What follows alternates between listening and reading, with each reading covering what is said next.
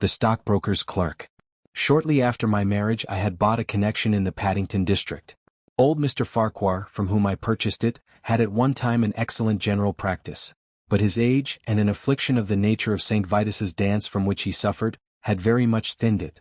The public not unnaturally goes on the principle that he who would heal others must himself be whole, and looks askance at the curative powers of the man whose own case is beyond the reach of his drugs.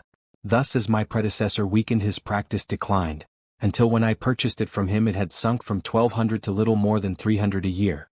I had confidence, however, in my own youth and energy, and was convinced that in a very few years the concern would be as flourishing as ever. For 3 months after taking over the practice I was kept very closely at work, and saw little of my friend Sherlock Holmes, for I was too busy to visit Baker Street, and he seldom went anywhere himself save upon professional business.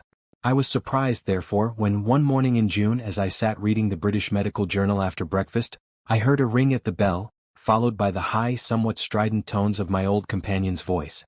"Ah, my dear Watson," said he, striding into the room, "I am very delighted to see you. I trust that Mrs. Watson has entirely recovered from all the little excitements connected with our adventure of the sign of 4. "Thank you, we are both very well," said I, shaking him warmly by the hand. "And I hope, also," he continued, sitting down in the rocking chair, "that the cares of medical practice have not entirely obliterated the interest which you used to take in our little deductive problems." "On the contrary," I answered, "it was only last night that I was looking over my old notes, and classifying some of our past results." "I trust that you don't consider your collection closed?" "Not at all. I should wish nothing better than to have some more of such experiences." "Today, for example?" "Yes, today if you like." "And as far off as Birmingham?" "Certainly if you wish it." "And the practice?" "I do my neighbor's when he goes. He is always ready to work off the debt."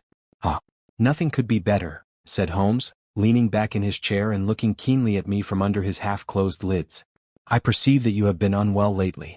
Summer colds are always a little trying. I was confined to the house by a severe chill for 3 days last week. I thought, however, that I had cast off every trace of it." "So you have. You look remarkably robust. How then did you know of it?" "My dear fellow, you know my methods." "You deduced it then?" "Certainly." "And from what?" "From your slippers." I glanced down at the new patent leathers which I was wearing. "How on earth—" I began, but Holmes answered my question before it was asked. "Your slippers are new," he said. "You could not have had them more than a few weeks. The soles which you are at this moment presenting to me are slightly scorched. For a moment I thought they might have got wet and been burned in the drying. But near the instep there is a small circular wafer of paper with the shopman's hieroglyphics upon it. Damp would of course have removed this. You had then been sitting with your feet outstretched to the fire, which a man would hardly do even in so wet a June as this if he were in his full health." Like all Holmes's reasoning, the thing seemed simplicity itself when it was once explained. He read the thought upon my features, and his smile had a tinge of bitterness. "I am afraid that I rather give myself away when I explain," said he. "Results without causes are much more impressive. You are ready to come to Birmingham, then?" "Certainly." "What is the case?" "You shall hear it all in the train. My client is outside in a four-wheeler. Can you come at once?" "In an instant." I scribbled a note to my neighbor, rushed upstairs to explain the matter to my wife, and joined Holmes upon the doorstep. "Your neighbor is a doctor," said he, nodding at the brass plate. "Yes. He bought a practice as I did." "An old established one?" "Just the same as mine." "Both have been ever since the houses were built?" "Ah, then you got hold of the best of the two." "I think I did. But how do you know?" "By the steps, my boy. Yours are worn 3 inches deeper than his. But this gentleman in the cab is my client, Mr. Hall Pycroft. Allow me to introduce you to him. Whip your horse up, cabby, for we have only just time to catch our train." The man whom I found myself facing was a well-built, fresh-complexioned young fellow, with a frank, honest face and a slight, crisp, yellow mustache. He wore a very shiny top hat and a neat suit of sober black, which made him look what he was, a smart young city man, of the class who have been labeled cockneys, but who give us our crack volunteer regiments, and who turn out more fine athletes and sportsmen than any body of men in these islands. His round, ruddy face was naturally full of cheeriness, but the corners of his mouth seemed to me to be pulled down in a half-comical distress. It was not, however, until we were all in a first-class carriage and well started upon our journey to Birmingham that I was able to learn what the trouble was which had driven him to Sherlock Holmes. "We have a clear run here of 70 minutes, Holmes remarked. "I want you, Mr. Hall Pycroft, to tell my friend your very interesting experience exactly as you have told it to me, or with more detail if possible. It will be of use to me to hear the succession of events again. It is a case, Watson, which may prove to have something in it, or may prove to have nothing, but which, at least, presents those unusual and outre features which are as dear to you as they are to me. Now, Mr. Pycroft, I shall not interrupt you again. Our young companion looked at me with a twinkle in his eye. The worst of the story is, said he, that I show myself up as such a confounded fool. Of course it may work out all right, and I don't see that I could have done otherwise, but if I have lost my crib and get nothing in exchange I shall feel what a soft Johnny I have been. I'm not very good at telling a story, Dr. Watson, but it is like this with me. I used to have a billet at Coxon and Woodhouse of Draper's Gardens, but they were let in early in the spring through the Venezuelan loan, as no doubt you remember, and came a nasty cropper. I had been with them 5 years and old Coxon gave me a ripping good testimonial when the smash came, but of course we clerks were all turned adrift, the 27 of us. I tried here and tried there, but there were lots of other chaps on the same lay as myself, and it was a perfect frost for a long time. I had been taking £3 a week at Coxon's and I had saved about 70 of them, but I soon worked my way through that and out at the other end. I was fairly at the end of my tether at last, and could hardly find the stamps to answer the advertisements or the envelopes to stick them to. I had worn out my boots paddling up office stairs, and I seemed just as far from getting a billet as ever. At last I saw a vacancy at Mawson and Williams, the great stockbroking firm in Lombard Street. I dare say EC is not much in your line, but I can tell you that this is about the richest house in London. The advertisement was to be answered by letter only. I sent in my testimonial and application, but without the least hope of getting it. Back came an answer by return, saying that if I would appear next Monday I might take over my new duties at once, provided that my appearance was satisfactory. No one knows how these things are worked. Some people say that the manager just plunges his hand into the heap and takes the first that comes. Anyhow, it was my innings that time, and I don't ever wish to feel better pleased. The screw was £1 a week rise, and the duties just about the same as at Coxon's. And now I come to the queer part of the business. I was in diggings out Hampstead Way, 17 Potter's Terrace. Well, I was sitting doing a smoke that very evening after I had been promised the appointment, when up came my landlady with a card which had Arthur Pinner, financial agent, printed upon it.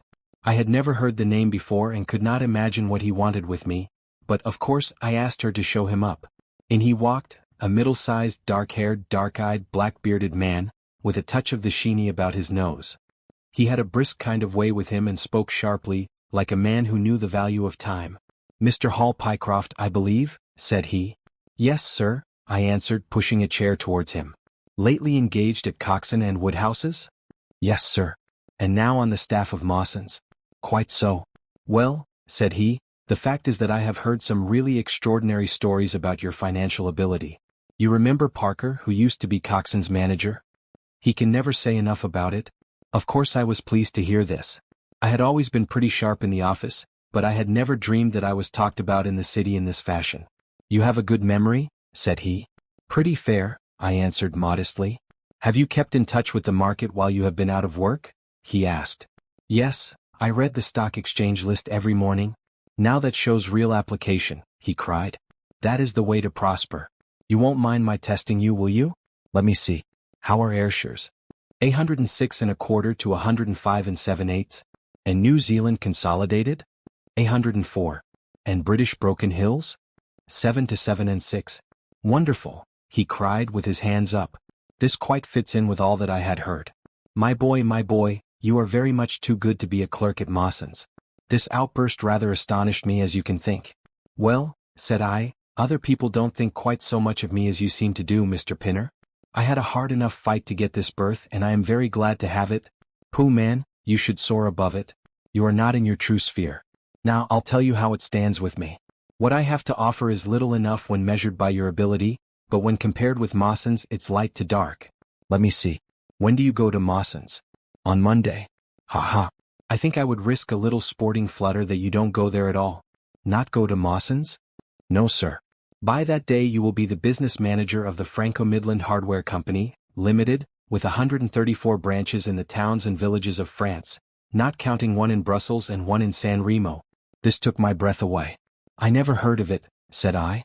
"Very likely not.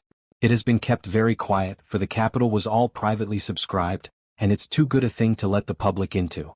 My brother, Harry Pinner, is promoter, and joins the board after allotment as managing director. He knew I was in the swim down here and asked me to pick up a good man cheap. A young, pushing man with plenty of snap about him. Parker spoke of you and that brought me here tonight. We can only offer you a beggarly 500 to start with. 500 a year. I shouted.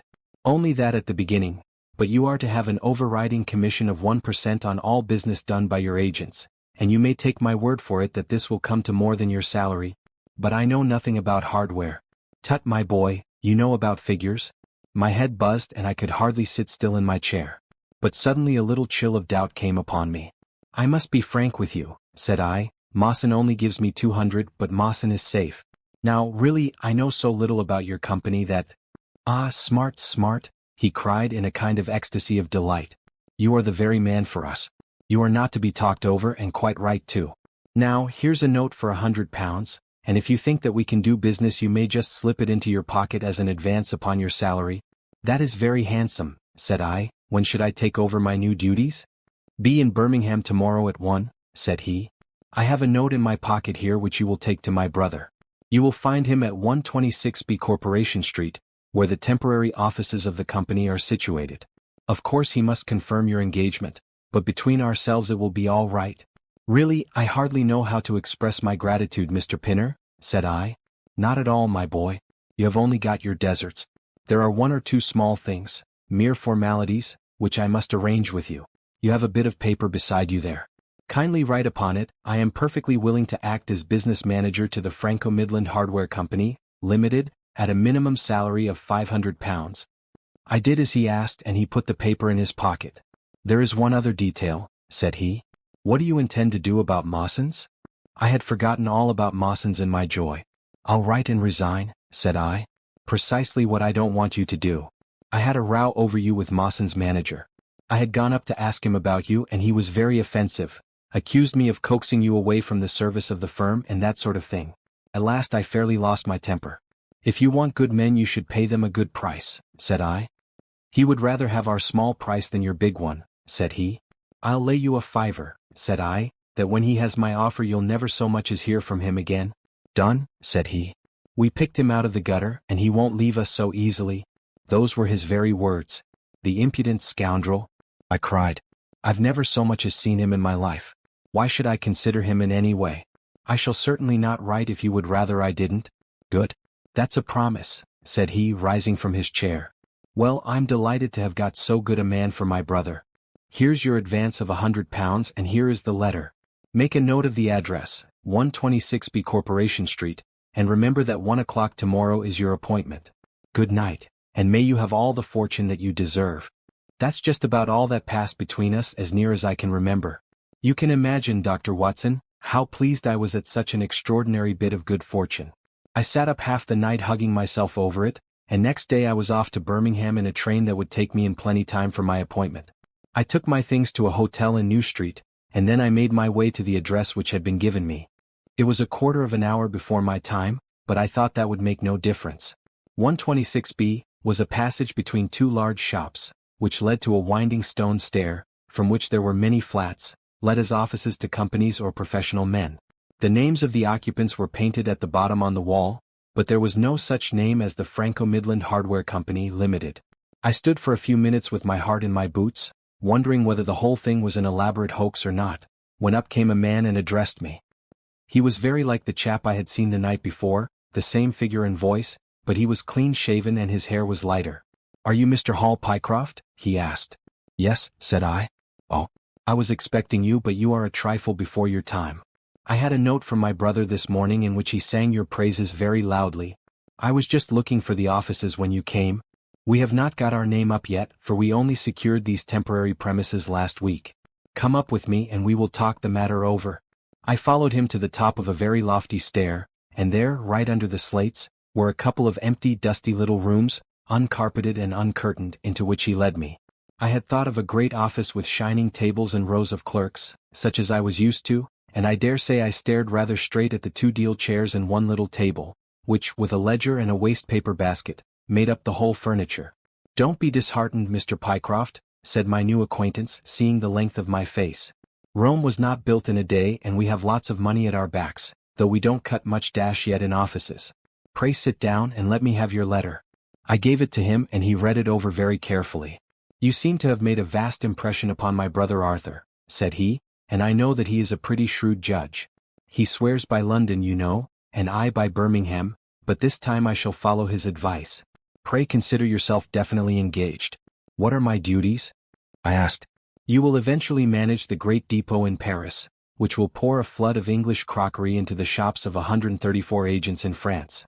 The purchase will be completed in a week, and meanwhile you will remain in Birmingham and make yourself useful. How? For answer he took a big red book out of a drawer. This is a directory of Paris, said he, with the trades after the names of the people. I want you to take it home with you and to mark off all the hardware sellers with their addresses. It would be of the greatest use to me to have them. Surely there are classified lists? I suggested. Not reliable ones. Their system is different from ours. Stick at it and let me have the lists by Monday at 12. Good day, Mr. Pycroft. If you continue to show zeal and intelligence you will find the company a good master. I went back to the hotel with the big book under my arm, and with very conflicting feelings in my breast. On the one hand, I was definitely engaged and had £100 in my pocket. On the other, the look of the offices, the absence of name on the wall, and other of the points which would strike a businessman had left a bad impression as to the position of my employers. However, come what might, I had my money, so I settled down to my task. All Sunday I was kept hard at work, and yet by Monday I had only got as far as H. I went round to my employer, found him in the same dismantled kind of room, and was told to keep at it until Wednesday and then come again. On Wednesday it was still unfinished, so I hammered away until Friday, that is, yesterday. Then I brought it round to Mr. Harry Pinner. Thank you very much, said he. I fear that I underrated the difficulty of the task. This list will be of very material assistance to me. It took some time, said I. And now, said he, I want you to make a list of the furniture shops, for they all sell crockery. Very good. And you can come up tomorrow evening at 7 and let me know how you are getting on. Don't overwork yourself. A couple of hours at Day's Music Hall in the evening would do you no harm after your labors. He laughed as he spoke, and I saw with a thrill that his second tooth upon the left-hand side had been very badly stuffed with gold. Sherlock Holmes rubbed his hands with delight, and I stared with astonishment at our client. You may well look surprised, Dr. Watson, but it is this way, said he, when I was speaking to the other chap in London, at the time that he laughed at my not going to Mawson's, I happened to notice that his tooth was stuffed in this very identical fashion. The glint of the gold in each case caught my eye, you see. When I put that with the voice and figure being the same, and only those things altered which might be changed by a razor or a wig, I could not doubt that it was the same man. Of course you expect two brothers to be alike, but not that they should have the same tooth stuffed in the same way. He bowed me out and I found myself in the street, hardly knowing whether I was on my head or my heels. Back I went to my hotel, put my head in a basin of cold water and tried to think it out. Why had he sent me from London to Birmingham? Why had he got there before me? And why had he written a letter from himself to himself? It was altogether too much for me and I could make no sense of it. And then suddenly it struck me that what was dark to me might be very light to Mr. Sherlock Holmes. I had just time to get up to town by the night train to see him this morning, and to bring you both back with me to Birmingham. There was a pause after the stockbroker's clerk had concluded his surprising experience. Then Sherlock Holmes cocked his eye at me, leaning back on the cushions with a pleased and yet critical face, like a connoisseur who has just taken his first sip of a Comet vintage. Rather fine, Watson, is it not? Said he. There are points in it which please me. I think that you will agree with me that an interview with Mr. Arthur Harry Pinner in the temporary offices of the Franco-Midland Hardware Company, Limited, would be a rather interesting experience for both of us. But how can we do it? I asked. Oh, easily enough, said Hall Pycroft cheerily. You are two friends of mine who are in want of a billet, and what could be more natural than that I should bring you both round to the managing director? Quite so, of course, said Holmes. I should like to have a look at the gentleman and see if I can make anything of his little game. What qualities have you, my friend, which would make your services so valuable? Or is it possible that— He began biting his nails and staring blankly out of the window, and we hardly drew another word from him until we were in New Street. At 7 o'clock that evening we were walking, the three of us, down Corporation Street to the company's offices. It is no use our being at all before our time, said our client. He only comes there to see me, apparently, for the place is deserted up to the very hour he names. That is suggestive, remarked Holmes. By Jove, I told you so, cried the clerk. That's he walking ahead of us there. He pointed to a smallish, dark, well-dressed man who was bustling along the other side of the road.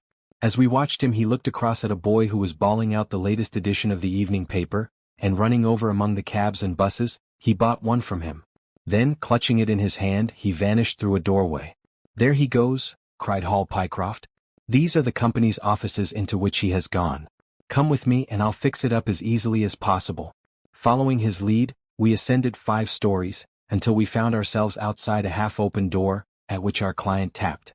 A voice within bade us enter, and we entered a bare, unfurnished room such as Hall Pycroft had described.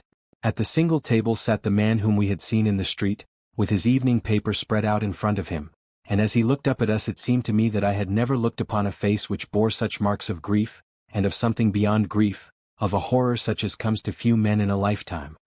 His brow glistened with perspiration, his cheeks were of the dull dead white of a fish's belly, and his eyes were wild and staring.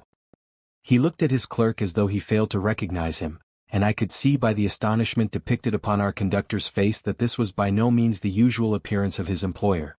"You look ill, Mr. Pinner," he exclaimed. "Yes, I am not very well," answered the other, making obvious efforts to pull himself together, and licking his dry lips before he spoke. "Who are these gentlemen whom you have brought with you?" "One is Mr. Harris of Bermondsey, and the other is Mr. Price of this town," said our clerk, glibly. "They are friends of mine and gentlemen of experience, but they have been out of a place for some little time, and they hoped that perhaps you might find an opening for them in the company's employment." "Very possibly. Very possibly," cried Mr. Pinner with a ghastly smile. "Yes, I have no doubt that we shall be able to do something for you. What is your particular line, Mr. Harris?" "I am an accountant," said Holmes. "Ah yes, we shall want something of the sort. And you, Mr. Price?"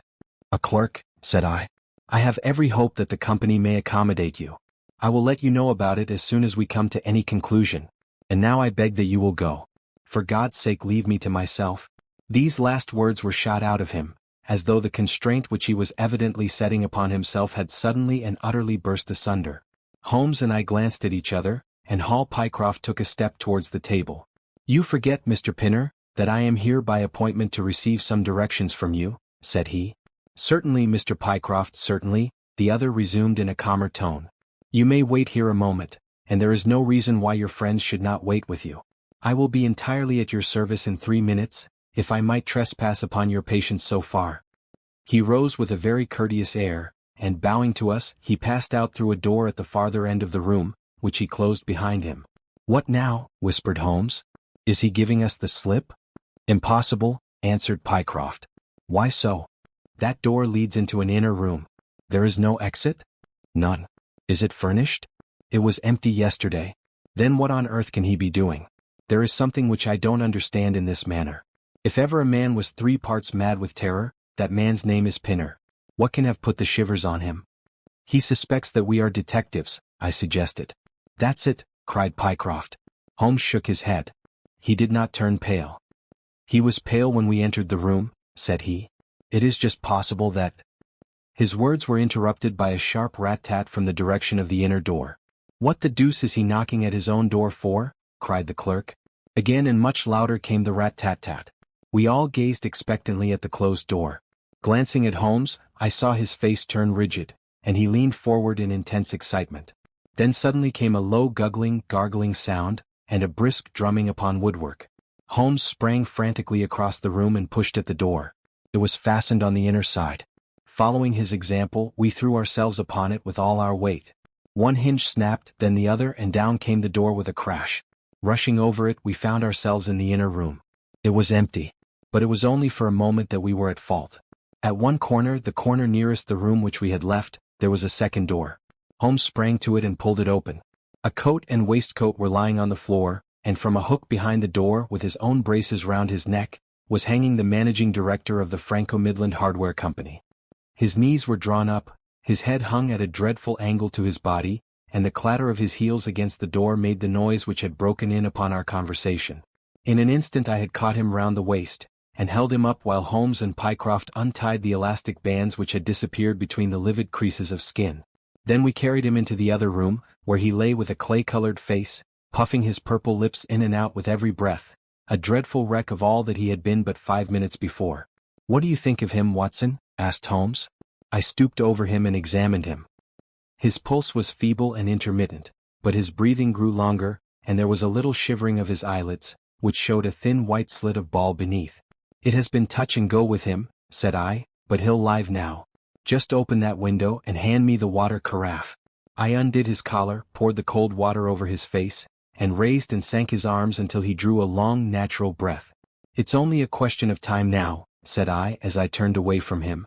Holmes stood by the table, with his hands deep in his trousers pockets and his chin upon his breast. "I suppose we ought to call the police in now," said he. "And yet I confess that I'd like to give them a complete case when they come." "It's a blessed mystery to me," cried Pycroft, scratching his head. "Whatever they wanted to bring me all the way up here for, and then—" "Oh, all that is clear enough," said Holmes impatiently. "It is this last sudden move. You understand the rest, then?" "I think that it is fairly obvious. What do you say, Watson?" I shrugged my shoulders. "I must confess that I am out of my depths," said I. "Oh, surely if you consider the events at first they can only point to one conclusion. What do you make of them?" "Well, the whole thing hinges upon 2 points. The first is the making of Pycroft write a declaration by which he entered the service of this preposterous company. Do you not see how very suggestive that is?" "I am afraid I missed the point." "Well, why did they want him to do it?" "Not as a business matter, for these arrangements are usually verbal, and there was no earthly business reason why this should be an exception. Don't you see, my young friend, that they were very anxious to obtain a specimen of your handwriting, and had no other way of doing it?" "And why?" "Quite so. What? When we answer that we have made some progress with our little problem. What? There can be only one adequate reason. Someone wanted to learn to imitate your writing, and had to procure a specimen of it first. And now if we pass on to the second point we find that each throws light upon the other. That point is the request made by Pinner that you should not resign your place, but should leave the manager of this important business in the full expectation that a Mr. Hall Pycroft, whom he had never seen, was about to enter the office upon the Monday morning. "My God," cried our client, "what a blind beetle I have been. Now you see the point about the handwriting. Suppose that someone turned up in your place who wrote a completely different hand from that in which you had applied for the vacancy, of course the game would have been up. But in the interval the rogue had learned to imitate you, and his position was therefore secure, as I presume that nobody in the office had ever set eyes upon you." "Not a soul," groaned Hall Pycroft. "Very good. Of course it was of the utmost importance to prevent you from thinking better of it, and also to keep you from coming into contact with anyone who might tell you that your double was at work in Mawson's office. Therefore they gave you a handsome advance on your salary and ran you off to the Midlands, where they gave you enough work to do to prevent your going to London, where you might have burst their little game up. That is all plain enough. But why should this man pretend to be his own brother? Well, that is pretty clear also. There are evidently only 2 of them in it. The other is impersonating you at the office. This one acted as your engager, and then found that he could not find you an employer without admitting a third person into his plot, that he was most unwilling to do. He changed his appearance as far as he could, and trusted that the likeness, which you could not fail to observe, would be put down to a family resemblance. But for the happy chance of the gold stuffing, your suspicions would probably never have been aroused." Hall Pycroft shook his clenched hands in the air. "Good Lord," he cried, "while I have been fooled in this way, what has this other Hall Pycroft been doing at Mawson's? What should we do, Mr. Holmes? Tell me what to do." "We must wire to Mawson's. They shut at 12 on Saturdays." "Never mind. There may be some doorkeeper or attendant." "Ah yes, they keep a permanent guard there on account of the value of the securities that they hold. I remember hearing it talked of in the city." "Very good. We shall wire to him and see if all is well, and if a clerk of your name is working there. That is clear enough. But what is not so clear is why at sight of us one of the rogues should instantly walk out of the room and hang himself." "The paper," croaked a voice behind us. The man was sitting up, blanched and ghastly, with returning reason in his eyes, and hands which rubbed nervously at the broad red band which still encircled his throat. "The paper. Of course," yelled Holmes in a paroxysm of excitement. Idiot that I was. I thought so much of our visit that the paper never entered my head for an instant. To be sure, the secret must be there. He flattened it out upon the table, and a cry of triumph burst from his lips. "Look at this, Watson," he cried. "It is a London paper, an early edition of the Evening Standard. Here is what we want. Look at the headlines: Crime in the City, Murder at Mawson and Williams, Gigantic Attempted Robbery, Capture of the Criminal." Here, Watson, we are all equally anxious to hear it, so kindly read it aloud to us. It appeared from its position in the paper to have been the one event of importance in town, and the account of it ran in this way. A desperate attempt at robbery, culminating in the death of one man and the capture of the criminal, occurred this afternoon in the city. For some time back Mawson and Williams, the famous financial house, have been the guardians of securities which amount in the aggregate to a sum of considerably over £1,000,000. So conscious was the manager of the responsibility which devolved upon him in consequence of the great interest at stake that safes of the very latest construction have been employed, and an armed watchman has been left day and night in the building. It appears that last week a new clerk named Hall Pycroft was engaged by the firm. This person appears to have been none other than Beddington, the famous forger and cracksman who, with his brother, had only recently emerged from a 5-year spell of penal servitude. By some means which are not yet clear, he succeeded in winning, under a false name, this official position in the office, which he utilized in order to obtain molding of various locks, and a thorough knowledge of the position of the strong room and the safes. It is customary at Mawson's for the clerks to leave at midday on Saturday. Sergeant Tuzin, of the city police, was somewhat surprised, therefore, to see a gentleman with a carpet bag come down the steps at 20 minutes past 1. His suspicions being aroused, the sergeant followed the man, and with the aid of Constable Pollock succeeded, after a most desperate resistance, in arresting him. It was at once clear that a daring and gigantic robbery had been committed. Nearly £100,000 worth of American railway bonds, with a large amount of scrip in other mines and companies, was discovered in the bag. On examining the premises, the body of the unfortunate watchman was found doubled up and thrust into the largest of the safes, where it would not have been discovered until Monday morning had it not been for the prompt action of Sergeant Tuzin. The man's skull had been shattered by a blow from a poker delivered from behind. There could be no doubt that Beddington had obtained entrance by pretending that he had left something behind him, and having murdered the watchman, rapidly rifled the large safe, and then made off with his booty. His brother, who usually works with him, has not appeared in this job as far as can at present be ascertained, although the police are making energetic inquiries as to his whereabouts. "Well, we may save the police some little trouble in that direction," said Holmes, glancing at the haggard figure huddled up by the window. "Human nature is a strange mixture, Watson. You see that even a villain and murderer can inspire such affection that his brother turns to suicide when he learns that his neck is forfeited. However, we have no choice as to our action. The doctor and I will remain on guard, Mr. Pycroft, if you will have the kindness to step out for the police."